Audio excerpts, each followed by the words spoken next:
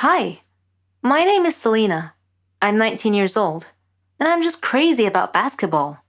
I follow all the sports news, the star players, and the league statistics. I know the names of all the famous players around the world.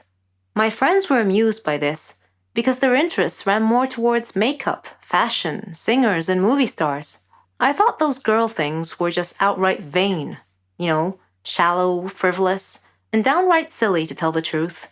The college's basketball team coach was forced to take leave due to a chronic illness, leaving the team without a coach. Due to my high school reputation and widely recognized basketball expertise, I was asked if I wanted to serve as the basketball team's temporary coach.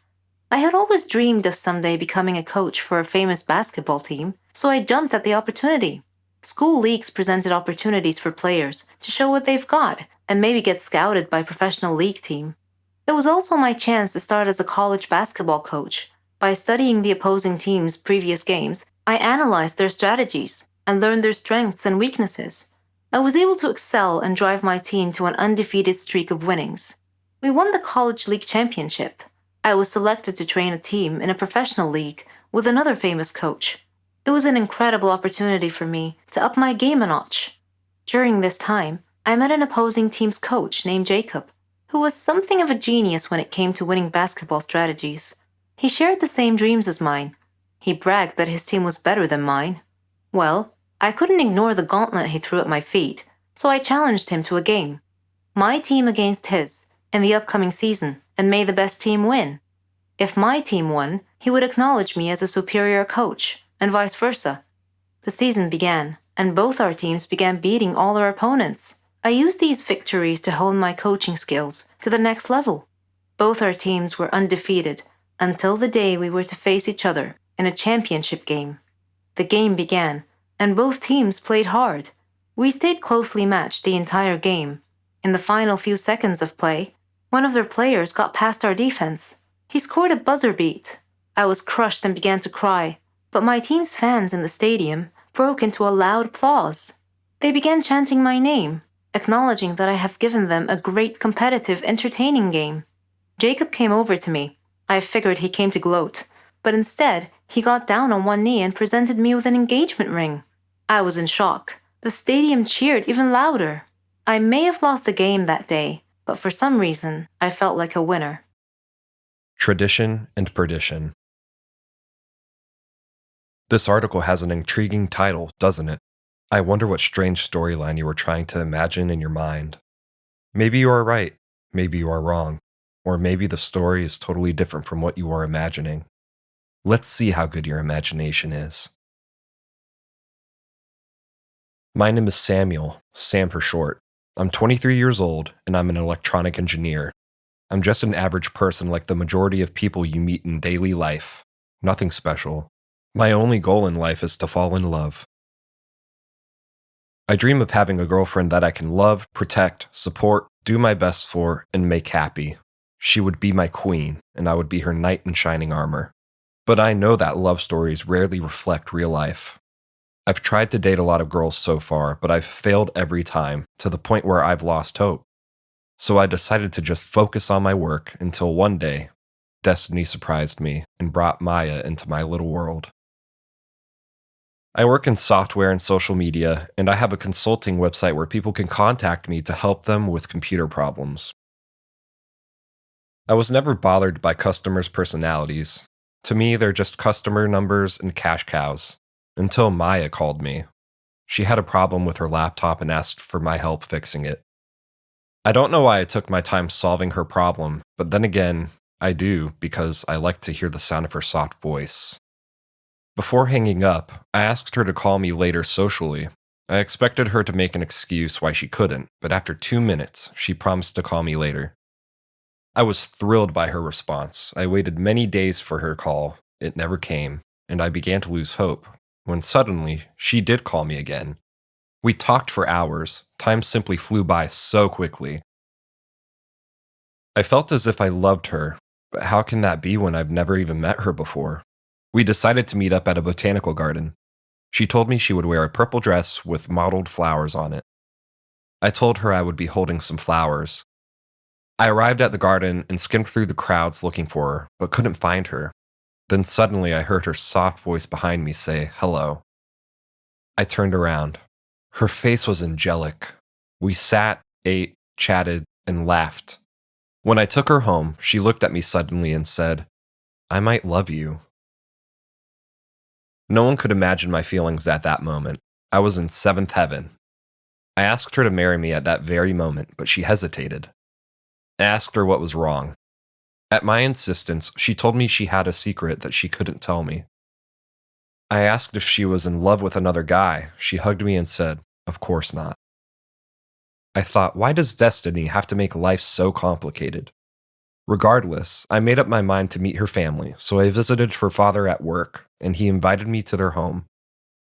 When I got there, I found that they were an elegant Asian family, so polite. They were everything I could have hoped for. Maya spoke in a subdued manner on occasion and was looking around a lot. I thought that maybe that was because she was nervous with me being there to meet her family. We selected a wedding date just 2 weeks from now. Maya seemed sad during this period, and I asked her many times what was wrong, but she never answered me. I even gave her a chance to back out of the wedding in case she had gotten cold feet, but she assured me that she wanted to marry me very much, and she begged me not to abandon her. I was puzzled by her behavior. At our wedding party, I was ecstatic. I invited my family and friends. I was waiting for Maya, and she arrived wearing a veil and escorted by her father. The veil was very dark, and I couldn't see her face at all. I thought perhaps she was very shy or embarrassed on this special day when she was the focus of everyone. After the party, we drove home. I tried to hold her hand, but she pulled her hand away. That's odd, I thought. Once we arrived home, I tried to talk to her and hug her, but she suddenly screamed and started jumping around on the tables and chairs like a monkey. What in the world is going on here, I thought. Suddenly, the doorbell rang. I opened it to find Maya's father with someone out of sight behind him. Slowly, the person stepped from behind him. It was Maya. What? I couldn't believe my eyes. I was completely taken aback, nonplussed, confused. I managed to stammer, Who are you?" "I'm Maya," she replied simply. I pointed to my bride monkeying around the room behind me and asked with a puzzled and shocked expression on my face, "Then who is she?" Her father replied in a matter-of-fact tone, "That is Taya, my oldest daughter." I looked at Maya and she shrugged helplessly and explained, "It's our tradition that the oldest daughter has to marry first before the younger one can get married. I tried to tell you, but I couldn't because otherwise no one would marry Taya due to her mental illness." I didn't understand. Many questions were rolling in my mind. "You mean I married Taya instead of you?" I had been tricked, betrayed. I felt as if I were in an insane asylum or a nightmare or the butt of some bad joke. Some days after this travesty, when I would find myself walking down the street in a trance, I would frequently break out in hysterical laughter. Passers-by would look at me askance and move away from me as if I were some raving lunatic. Perhaps I was. I had become a laughingstock once news of my story made the rounds. Maya and her father had pulled off their shady scheme flawlessly and suckered me right in. And I fell for it. Lying on a psychiatrist's couch, I asked him, "Doctor, what is the wrong with me?" He was a dream, the future, or so I thought. But my love was cursed right from the start. Sounds a bit confusing, right? Let me explain. But first, I should probably introduce myself. I'm Carolyn. I was a dreamer. I dreamed of a good, warm, stable, successful life. I wanted a good job. And I wanted to travel around the world a bit with Helen. She was my best friend. We virtually shared the same dreams, and hobbies, and interests, and lifestyles. We've been friends since we were kids. People often thought that we were sisters. I did too, in fact. She even got jealous if anyone tried to get close to me. Every day, Helen and I worked a little more towards our dreams. Once, when Helen and I were traveling with some of our friends, we had a problem with the hostess on the plane. A gentleman intervened and cleverly solved our problems. His name was Danny. I liked him. A lot. I thought about him often. But whenever I talked to Helen about him, she told me that he was not as amazing as I seemed to think he was. Coincidentally, I met him again at a party of a mutual friend. We talked together till daylight. I told Helen about our encounter, and she expressed her wishes that my love story would have a happy ending. I similarly told her that I hoped she would find the love of her life someday too. Everything would be okay, we figured. Then, one day, I received a letter in our mailbox. It was in weird handwriting, as if the writer had written it with a trembling hand. I opened it curiously. It said that my love for Danny would become a curse if I didn't give him up and get him out of my life. What nonsense, I thought. Whose idea of a silly joke was this? I immediately called Danny and Helen to tell them about the letter. Danny laughed, but Helen was worried and suggested that I should be careful from now on. That same day, Danny had a horrible car accident, but fortunately he wasn't hurt. A detective investigating the case determined that his car brakes had been tampered with. In another incident, a car almost hit me, but it swerved away at the last minute. When I mentioned this incident to Danny, he tried to calm me down and told me to just forget about it. He gave me a beautiful bracelet as a present and proposed. We got engaged, and I couldn't have been happier. I wanted to show the bracelet to Helen, but somehow I seemed to have lost it. I couldn't find it anywhere. Anyway, when I told Helen about his proposal, she was thrilled for me. I spent days shopping for just the right wedding dress. I was so busy with preparations that I forgot all about the ominous letter. I went to the wedding hall early to make sure that everything was ready and prepared. Helen was helping me, and Danny kept calling me to make sure I was all right. Suddenly, the lights went out. I called out to Helen, worried that she might have tripped and fallen when the lights were out. When the lights came back on, Helen had fainted, and my dress had disappeared. I screamed to the ceiling, "What do you want from me? Leave me alone!" Suddenly, Danny appeared out of nowhere and asked me what had happened. I told him then and there that we must break off our engagement, otherwise the curse the letter mentioned might injure someone or cause someone to die. Then Helen came to and tried to calm me down. She told me to go to the car and that she would get our stuff and follow me. I loved Danny and wanted to marry him, but now I was seriously worried that this curse threat might actually be real.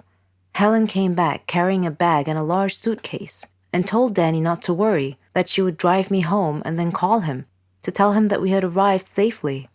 I was still crying, and Helen was trying to calm me down. When we arrived home, I noticed something strange.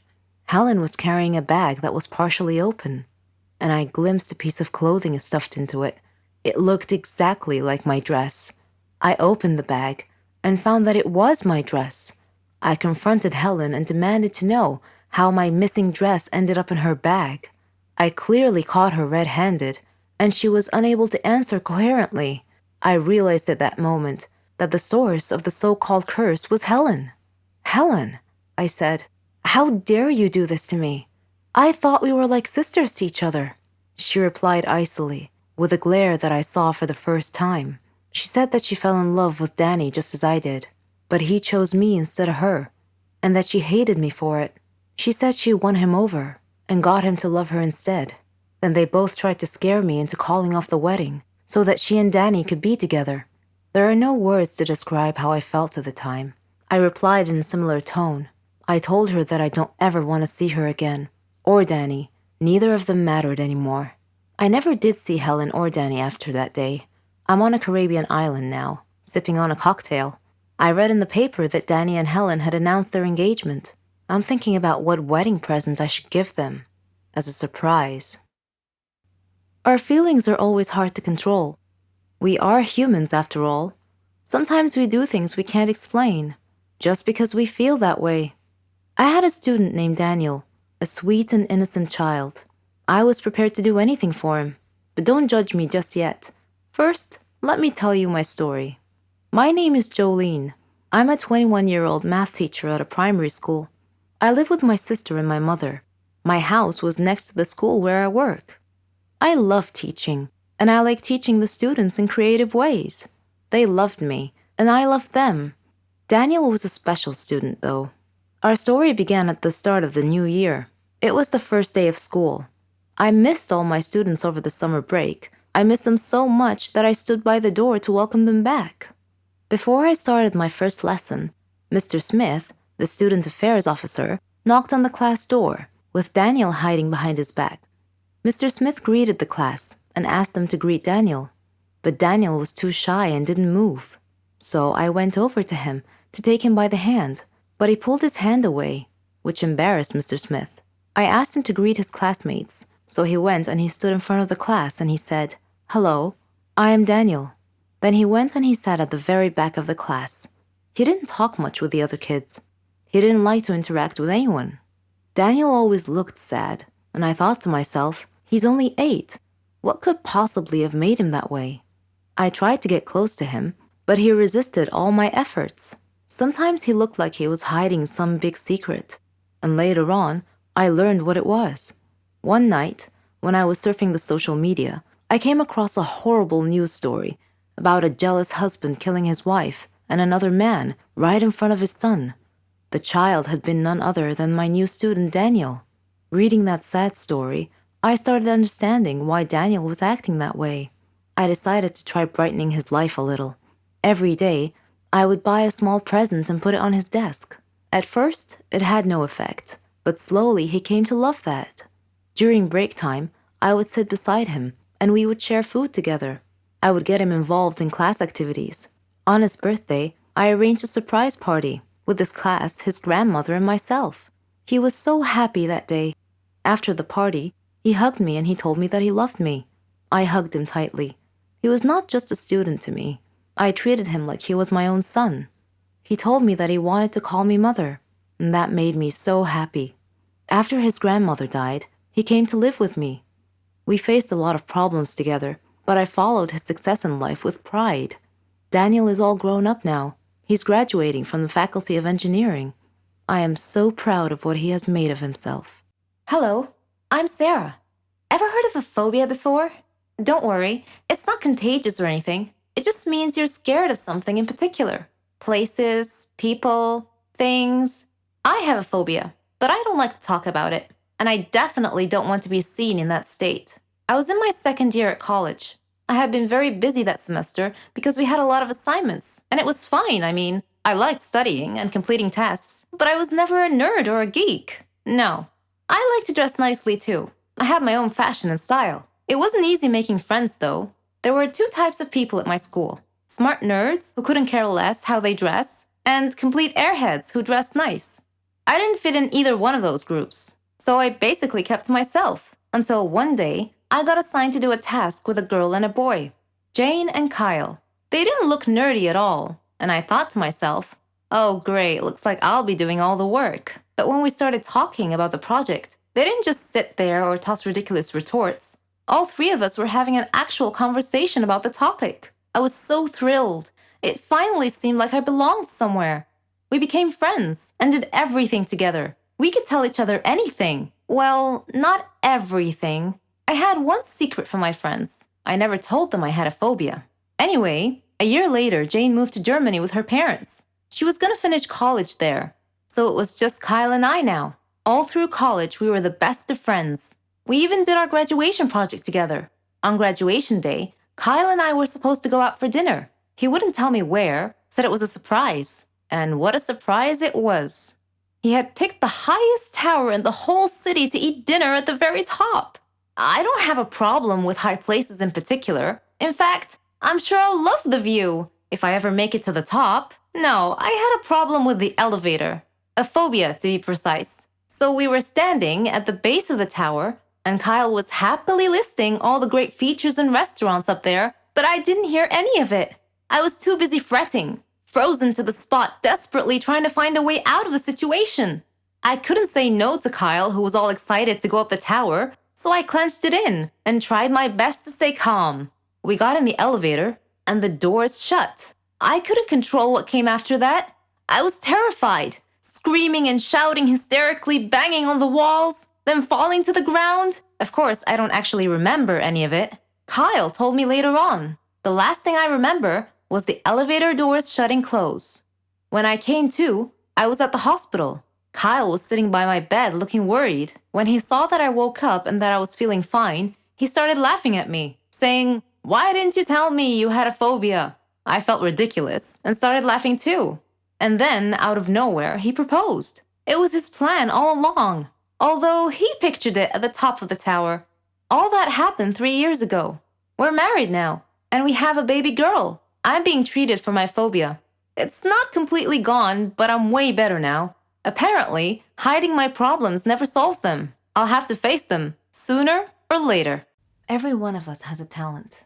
It may be singing beautifully, drawing artistically, writing poetically. We're all different. Our special talents make us happy. We are all unique in our own way, living in a world full of peace, love, and happiness. But what if our talent became our bane? Well, my talent did become my bane. Let me tell you how. My name is Jenny, and I'm 16 years old. I lived in a quiet neighborhood with my parents and my little brother Matthew. I didn't have a lot of friends or hobbies. I was only interested in social media, but I always had a feeling that I had something unique, something that distinguished me from others. Turned out I was right. It all started on my grandmother's birthday. My family and I were traveling to her home to celebrate the occasion. The road was narrow and bumpy, with a rocky shoulder on one side and a river on the other. Dad was driving too fast, so obviously, Mom was a bit worried. Conversely, Matthew was excited. It was raining so hard that day that Dad feared the weather might get even worse, so he was driving faster than he should have to try to arrive at Grandma's house quickly. I was worried too, but for a slightly different reason. I had a feeling of impending doom on that trip. The rain got progressively worse. There was almost continuous lightning and thunder. Suddenly, we saw a big truck that had stopped on the road ahead of us. Mom screamed. Dad swerved to avoid hitting the truck and lost control of the car, which had gone on one of its sides and off the road into the river. It was the most frightening situation I had ever experienced in my whole life.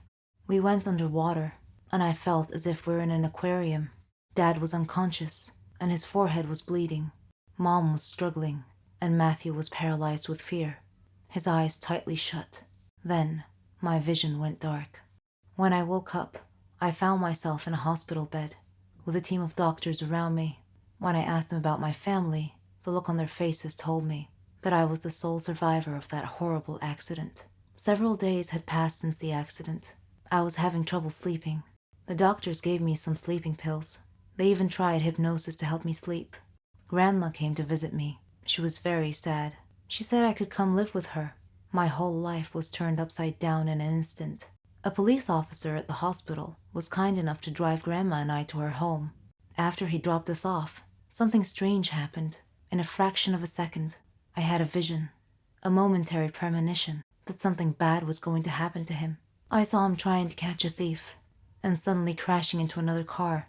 So I thanked him for the ride, and told him to take care of himself, to be very careful. He smiled, and said that he will. The very next day, as I was watching the news, I saw a report that that very same kind officer had died in a car crash, just like my premonition. Grandma was upset when I told her what had happened. I didn't tell her that I had foreseen his death, because I knew that she wouldn't believe me. In fact, she might have even thought I was crazy. This strange turn of events happened again, with one of our neighbors, who visited us one day. She was a kind, lovely woman. I had a premonition that she would die in her kitchen due to a gas line explosion.